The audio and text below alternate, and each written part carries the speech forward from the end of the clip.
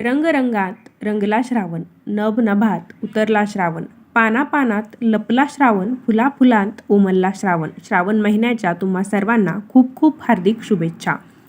Hi hello नमस्कार, मी कोमल आणि स्वागत आहे तुमचं नाशिककर कोमल या मराठमोळ्या यूट्यूब चॅनलवर. श्रावण महिना म्हणजे मराठी संस्कृतीतील एक पवित्र आणि उत्साहाचा काळ असतो. या महिन्यामध्ये निसर्गाची हिरवळ, सण उत्सव आणि शिवाच्या भक्तीचा अनुभव आपल्याला येतो. तर वर्ष 2025मधील श्रावण महिना 25 जुलै 2025 रोजी शुक्रवारी सुरू होत आहे आणि हा श्रावण महिना 22 ऑगस्ट 2025ला संपणार आहे. श्रावण महिन्यात भगवान शिवशंकरांची पूजा अर्चा उपासना केली जाते, शिवाची भक्ती केली जाते. श्रावण महिन्यात बऱ्याच प्रकारचे उपवास देखील केले जातात, ज्यामध्ये श्रावणी सोमवारचा उपवास केला जातो, श्रावण शनिवारचा उपवास केला जातो. कोणी श्रावण मासाला सुरुवात झाली की पहिल्या दिवसापासून शेवटच्या दिवसापर्यंत पूर्ण श्रावण महिना देखील उपवास करतात. त्यानंतर नागपंचमीचा उपवास असतो श्रावण महिन्यात, कृष्ण जन्माष्टमी असते. असे जे मोजके उपवास असतात ते देखील श्रावण महिन्यात काही लोक करत असतात किंवा काही लोक पूर्ण श्रावण महिनाभरच उपवास करत असतात. श्रावण महिन्यात आपण जे काही व्रतवैकल्य करतो तर ते व्रतवैकल्य हे भगवान शिवशंकराला समर्पित असतात आणि या श्रावण महिन्यामध्ये उपवास करणे हे खूप शुभ मानले जाते.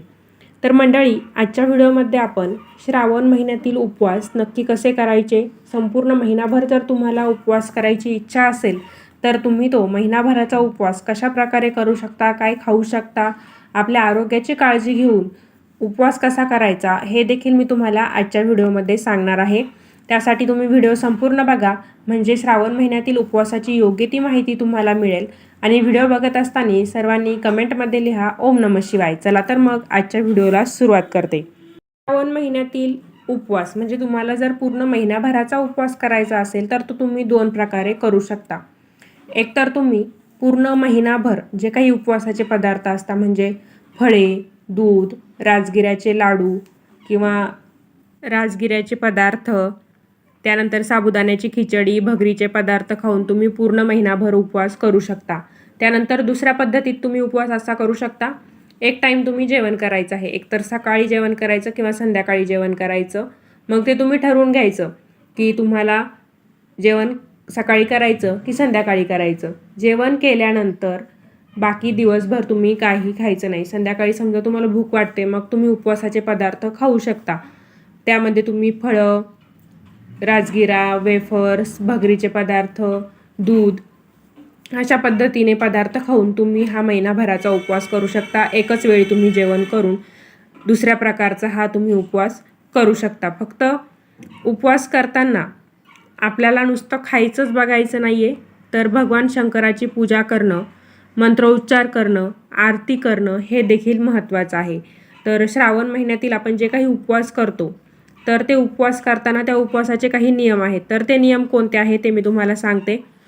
पहिली गोष्ट म्हणजे तुम्हाला कांदा लसणाचं सेवन करायचं नाही, कारण बरेच लोक चातुर्मास धरतात. मासामध्ये देखील कांदा आणि लसूण सेवन केलं जात नाही, म्हणून हे श्रावण महिन्यातील उपवास करताना देखील आपल्याला कांदा आणि लसूण सेवन करायचं नाही. पूर्ण महिनाभराचा उपवास जर तुम्हाला करायचा असेल तर उपवास सुरू करताना पहिल्याच दिवशी, श्रावण महिना सुरू झाल्यानंतर पहिल्याच दिवशी आपल्याला उपवास करण्याच्या अगोदर संकल्प देखील करायचा आहे. तर संकल्प कसा करायचा, मी पूर्ण श्रावण महिना उपवास करीन असा संकल्प करायचा आहे आणि उपवासाला सुरुवात करायची आहे. उपवास करत असताना सात्विक आहार घ्यायचा आहे. आहारामध्ये तुम्ही दिवसभर फळे, दूध, दही, राजगिरा घ्यायचा आहे. जड किंवा जे मसालेदार मैद्याचे तेलकट पदार्थ असतील ते तुम्हाला टाळायचे आहे. दिवसातून एकदाच जेवण करायचं आहे आणि पचनास हलकेच पदार्थ आपल्याला घ्यायचे असतात. संपूर्ण महिनाभर मांसाहार, मद्यपान किंवा इतर जे काही व्यसनं असतील जसं की तंबाखू असेल, असे पदार्थचं सेवन करणं आपल्याला टाळायचं आहे. भगवान शिवाची मनापासून आराधना करायची आहे. खोटं बोलणं, वाईट विचार करणं किंवा कोणाचाही मन दुखणार नाही हे आपण लक्षात ठेवायचं आहे.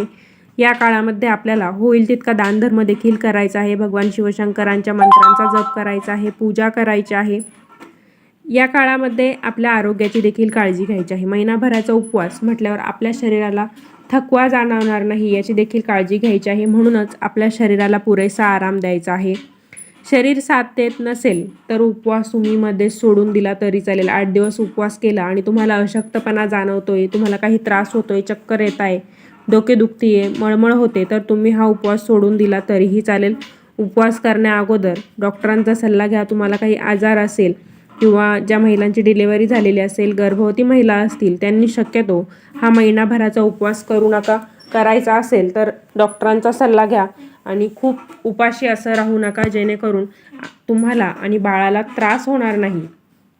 महत्त्वाची गोष्ट म्हणजे प्रत्येकाच्या शरीराची क्षमता वेगळी असते, त्यामुळे तुमची क्षमता किती आहे ते ओळखून तुम्ही उपवास करण्याचा निर्णय घ्यायचा आहे.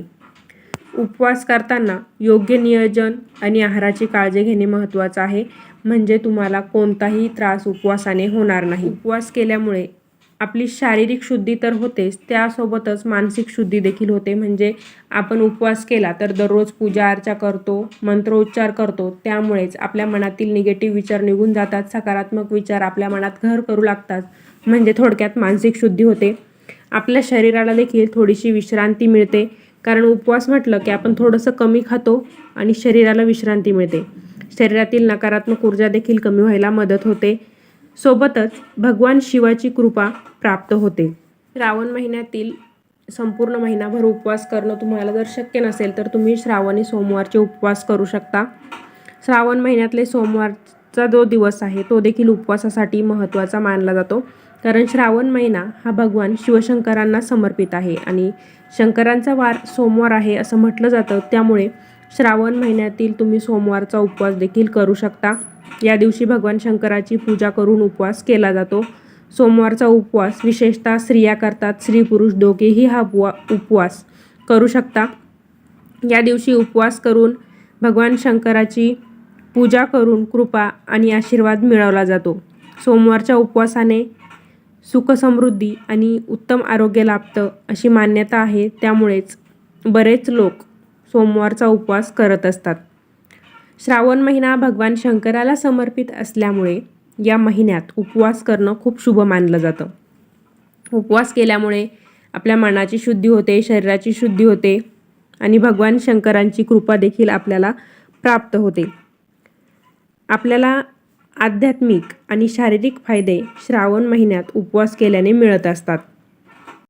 समजा तुम्हाला श्रावण महिन्यात उपवास करणं शक्य नसेल, तब्येतीचं काही इश्यू असेल, तरी तुम्ही मनापासून भगवान शिवशंकरांची आराधना करा. नुसता तुम्ही सोमवारचा उपवास केला तरी चालेल. प्रत्येक सोमवारी शिवामूठ अर्पण करण्याची पद्धत आहे, तर तुम्ही विधिवत श्रावणी सोमवारचा उपवास करा. किंवा मग श्रावणी सोमवारचा देखील उपवास तुम्हाला करता येत नसेल, तुमचं वय जास्त असेल किंवा मग काही कारणास्तव तुम्हाला उपवास करणं शक्य नसेल, तर तुम्ही श्रावण महिन्यात पूर्णपणे महिनाभर भगवान शिवशंकराला जलाभिषेक केला साधा तरीही चालेल आणि जी काही तुमची इच्छा असेल ती भगवान शंकराला तुम्ही सांगा आणि महिनाभर भगवान शिवशंकरांची सेवा करा. नक्कीच शंकर भगवान तुमची इच्छा पूर्ण करायला मदत करेल, कारण भगवान शंकराला प्रसन्न करण्यासाठी खूप काही करण्याची गरज नसते. साधा एक तांब्याभर पाण्याने जलाभिषेक तुम्ही जरी केला तरी भोळा महादेव प्रसन्न होतो. उपवास करत असताना महत्त्वाची गोष्ट अशी लक्षात ठेवा, जास्त उपाशी राहण्याचा प्रयत्न करू नका. थोड्या वेळाने होईना काहीतरी खात राहा, कारण जास्त उपाशी राहिल्यामुळे पित्ताचा त्रास होतो, ॲसिडिटी वाढते, डोकेदुखी होऊ शकते, मळमळ होऊ शकते. त्यामुळे जास्त काळ उपाशी राहू नका. थोड्या वेळाने का होईना काहीतरी खात राहा आणि शरीराला हायड्रेट ठेवा, पुरेसं पाणी प्या, म्हणजे तुम्हाला श्रावण महिन्यात उपवास केल्यामुळे कोणताही त्रास जाणवणार नाही. जास्त तेलकट मसालेदार पदार्थ खाऊ नका.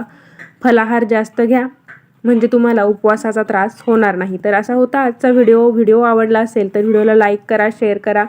चॅनलला सबस्क्राईब केलेलं नसेल तर सबस्क्राईब नक्की करा. पुन्हा भेटूया अशाच एका नवीन व्हिडिओसोबत. धन्यवाद.